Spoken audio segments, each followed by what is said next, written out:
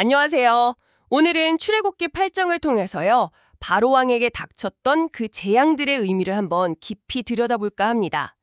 메투엘리의 주석을 길잡이 삼아서 이 성경 이야기가 오늘 우리에게 뭘 말하고 있는지 같이 한번 살펴보시죠. 네, 출애굽기 8장에는 잘 아시는 것처럼 개구리, 그리고 파리 이렇게 세 가지 재앙이 나오잖아요. 근데 하나님께서 왜 하필이면 이렇게 작고 어찌 보면 좀 하찮아 보이는 그런 생물들을 쓰셨을까? 그리고 이 재앙들 앞에서 바로의 마음이 어떻게 변해가는지 그걸 지켜보는 게 참 흥미로운 지점인 것 같아요. 맞아요. 하나님의 능력하고 인간의 그 완고함이 아주 극명하게 드러나는 장면이죠. 네, 정말 그렇죠.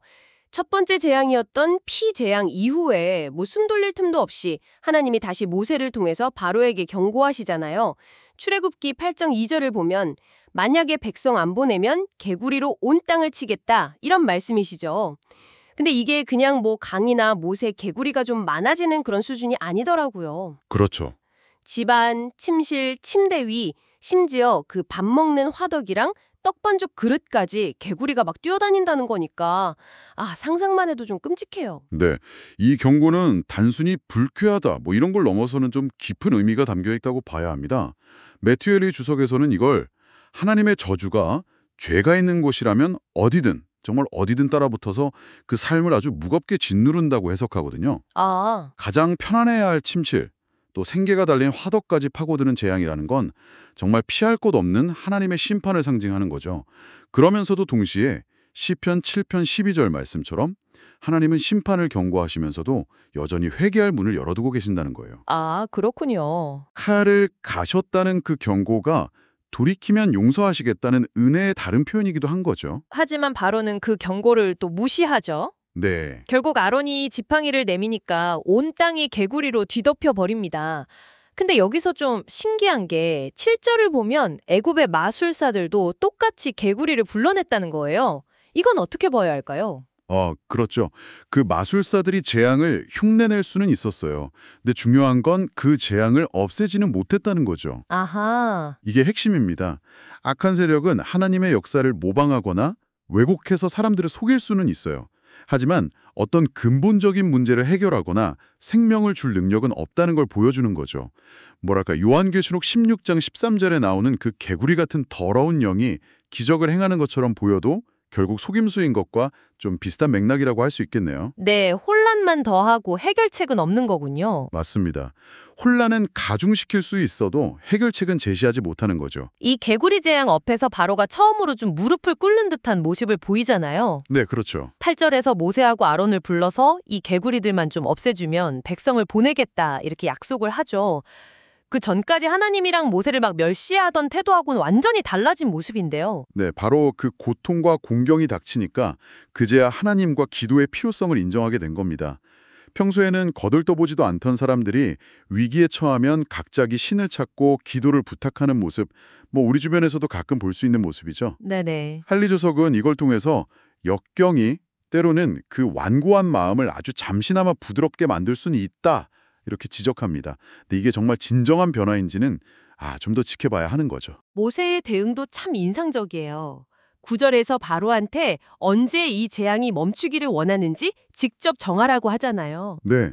그랬더니 바로가 내일이라고 대답을 해요. 아니, 당장 없애달라고 할 법도 한데 왜 하룻밤을 더 기다렸을까요? 글쎄요. 아마 바로는 마지막까지 모세나 아니면 그의 하나님한테 완전히 굴곡하는 모습을 보이고 싶지 않았을 수도 있어요. 하룻밤 사이에 혹시라도 자연적으로 상황이 좀 나아지지 않을까? 그런 신락 같은 기대를 했을 수도 있고요. 그럴 수도 있겠네요. 네. 하지만 모세는 바로가 정한 바로 그 시간에 정확하게 재앙을 멈추게 함으로써 이게 절대 우연이나 자연현상이 아니라는 걸 분명히 하려고 했던 거죠. 10절 말씀처럼 이 모든 일을 통해서 우리 하나님 여호와와 같은 이가 없는 줄을 당신이 바로가 알게 하려는 목적이었습니다. 네. 하나님의 주권과 능력이 인간의 계산이나 기대를 훨씬 뛰어넘는다는 걸 보여주는 거죠. 결국 모세가 기도하니까 다음 날 개구리들이 다 죽습니다. 그런데 살아있는 개구리보다 어쩌면 이 죽은 개구리 사체가 더 문제였을 것 같아요. 14절을 보면 사람들이 개구리 사체를 막 무더기로 쌓아놓으니까 온 땅에 악취가 진동했다고 하잖아요. 네, 맞아요. 재앙이 끝난 뒤에도 그 끔찍한 흔적이 남아서 심판의 현실을 계속 상기시키는 역할을 한 거죠. 그런데 여기서 바로의 반응이 우리에게 아주 중요한 교훈을 줍니다. 15절을 보면요. 바로는 숨을 쉴 수 있게 되자 다시 마음이 완악해져서 약속을 안 지켜요. 정말 그 대목이 너무 안타까워요. 고통이 사라지니까 그냥 언제 그랬냐는 듯 다시 원래 모습으로 돌아가는 거잖아요. 이게 바로 그 피상적인 회개의 한계예요. 헨리 주석은 고통 때문에 일시적으로 감동하거나 뉘우치는 것처럼 보여도 마음 깊은 곳에서부터 하나님의 은혜로 인한 근본적인 변화가 일어나지 않으면 그 감동은 오래가지 못한다고 설명합니다. 네. 더 나아가서 하나님께서 회개할 기회를 주시려고 잠시 심판을 미루시는 그 시간조차도 완악한 마음을 가진 사람에게는 오히려 더 고집을 부릴 기회가 될 수 있다는 참 역설적인 현실을 보여주는 거죠. 고통이 없어지니까 억지로 했던 약속은 그냥 금세 잊어버린 거군요. 그렇죠. 개구리 재앙이 끝나고 바로가 약속을 어기니까 하나님은 이번에는 좀 다른 방식으로 접근하시는 것 같아요. 이 재앙인데요. 네. 16절하고 17절을 보면 이전과는 다르게 아무런 경고 없이 그냥 바로 재앙이 임합니다. 아론이 지팡이로 땅에 먼지를 치니까 그 먼지가 이가 돼서 사람하고 가축에게 달라붙어요. 네, 그렇죠. 앞선 재앙에서 주어진 경고와 유예 기간을 바로가 신실하지 못하게 대했기 때문에 이번에는 경고가 생략된 걸로 보입니다. 마치 뭐랄까 더 이상 경고가 무의미하다는 뜻이요. 그리고 하나님께서 이번에는 땅의 티끌, 그러니까 가장 미미하고 보잘것없는 것을 사용하셨다는 점도 좀 주목할 만해요. 아무리 강력한 바로와 애굽 제국이라 할지라도 하나님은 가장 작은 것을 통해서도 얼마든지 그들을 괴롭게 하시고 심판하실 수 있다. 이걸 보여주시는 거죠. 그렇군요. 이건 애굽인들에게 육체적인 고통뿐만 아니라 아마 위생과 관련된 종교적인 불결함 때문에 큰 수치심을 안겨주었을 거예요. 이 재앙에서는 정말 결정적인 장면이 나오는 것 같아요. 애굽의 마술사들이 완전히 실패했다는 점이죠. 맞습니다. 18절에서 그들도 막 일을 만들어 보려고 했지만 실패하고 마침내 19절에서는 이는 하나님의 손가락입니다. 개역개정으로는 하나님의 권능이니이다. 이렇게 외치면서 자신들의 한계를 인정하잖아요. 네, 이건 정말 중요한 전환점이에요. 이전에는 어떻게든 하나님의 역사를 흉내냈던 그들이 이제는 명백한 한계에 부딪힌 거죠. 헨리 주석은 이걸 통해서 하나님께서 악한 세력의 활동 범위를 분명히 제한하고 계신다고 강조합니다. 아하. 마술사들이 이전 재앙을 흉내낼 수 있었던 것조차 사실은 하나님의 허용 범위 안에서였지 그들 스스로에게 하나님을 대적할 힘이 있었던 게 아니라는 걸 드러내는 거죠. 결국 하나님은 당신의 적들조차 그분의 능력을 인정할 수밖에 없도록 만드시는 분이다. 이걸 보여줍니다. 그런데 정말 놀라운 건요. 마술사들까지 이건 하나님의 능력이다 이렇게 인정을 했는데도 불구하고 바로의 마음은 19절 뒷부분을 보면 오히려 더 완악해졌다는 사실이에요. 이건 정말 이해하기가 좀 어려운데요? 그렇습니다. 이게 바로 완고함의 무서움이죠.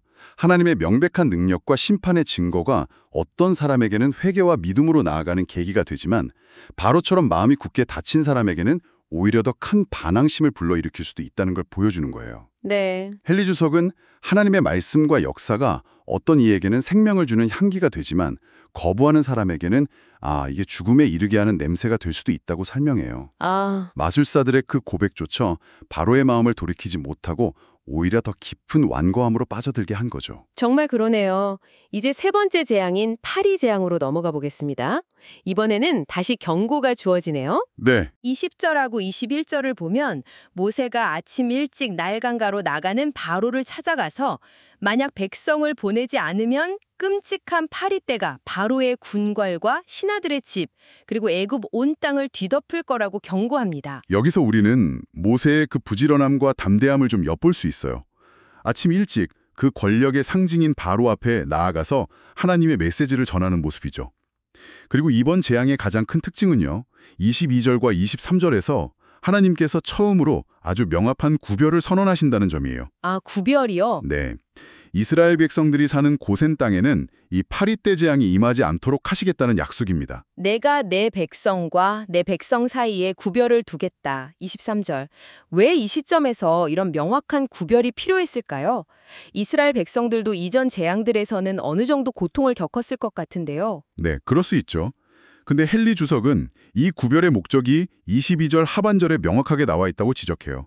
바로 이 땅에서 내가 여호와인 줄을 네가 알게 하려 함이라는 거죠. 아, 바로를 향한 메시지군요. 네, 그렇습니다.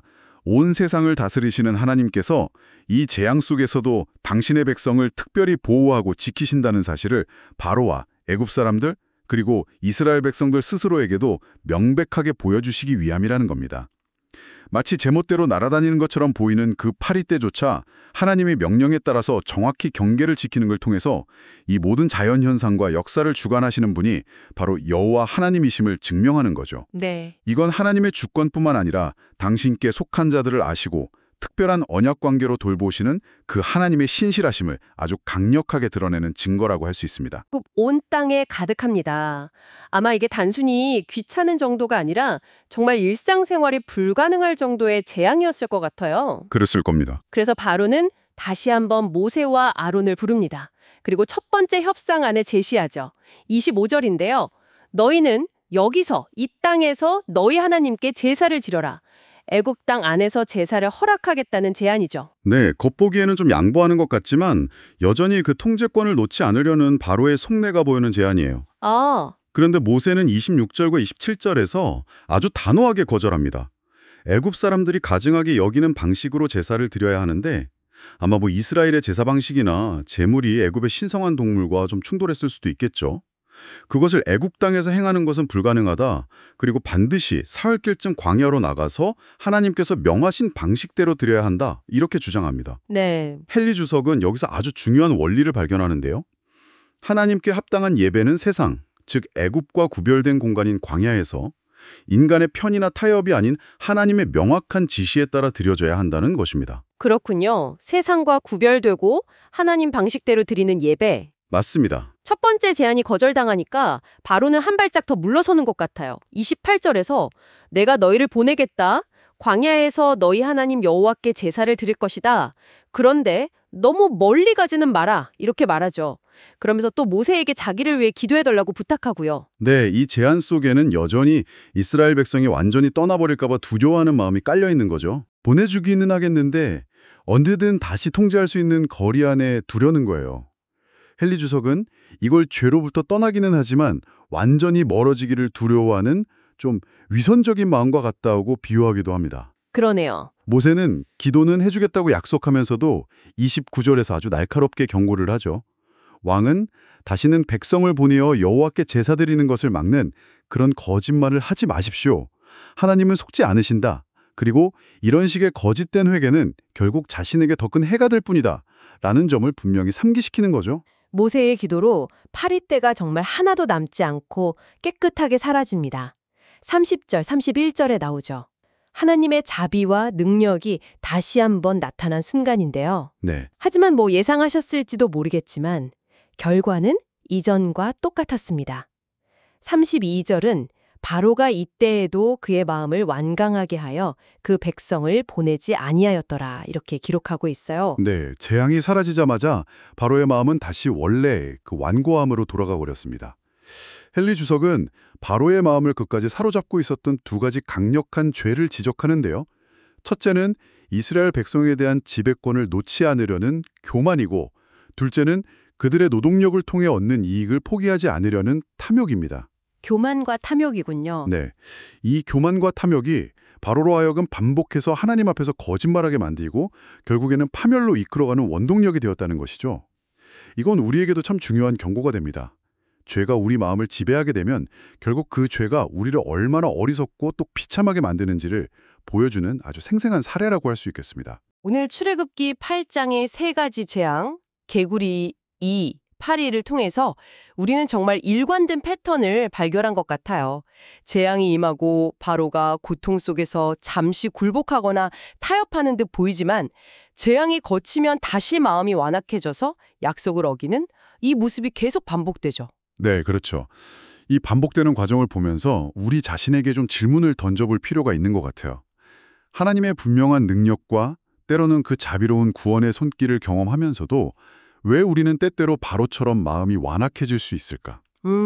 무엇이 우리로 하여금 하나님께서 주시려는 그 진정한 자유와 축복에서 멀어지게 하고 또 명백한 진리 앞에서 눈을 감게 만드는 걸까? 이런 질문들이죠.